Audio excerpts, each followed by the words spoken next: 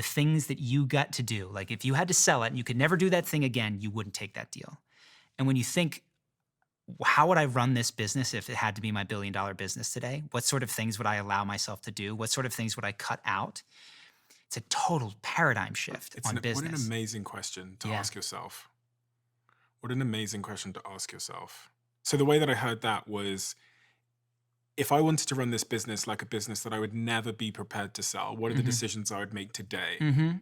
Okay, so you'd get rid of the toxic people that are Yeah. destroying your piece, irrespective of how many clients you might lose or the short-term net loss of that or how it might disgruntle people. You would probably set a pace that you could go at for 50 years.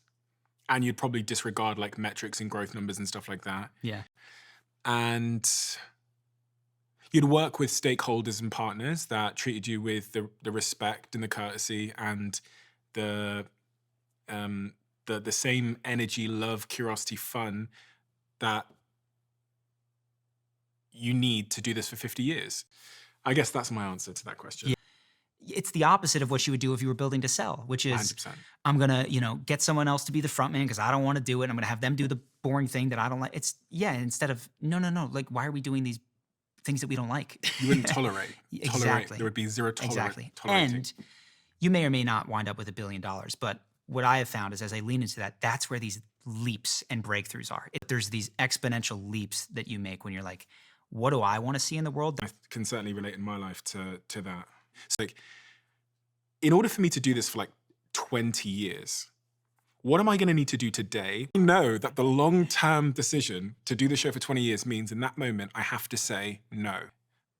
What gives you the strength to say no to the superficial win? So now knowing what a short-term decision is versus a long-term decision, and actually being really aligned with Jack, who runs this show, because me and Jack are aligned on these things now quite intuitively. And there's a paradox there because you think the high integrity thing to do Mm. is to like cater to optics, what things look like. But actually the high integrity thing to do is to ignore virtue signaling and to do what's best for the conversation. Hmm. And I just reiterated in that room that like the reason why in the future we're going to make these panels more diverse is because we believe that it's better for the audience. Yeah. It's better for the conversation. That's the only reason we'll ever do it.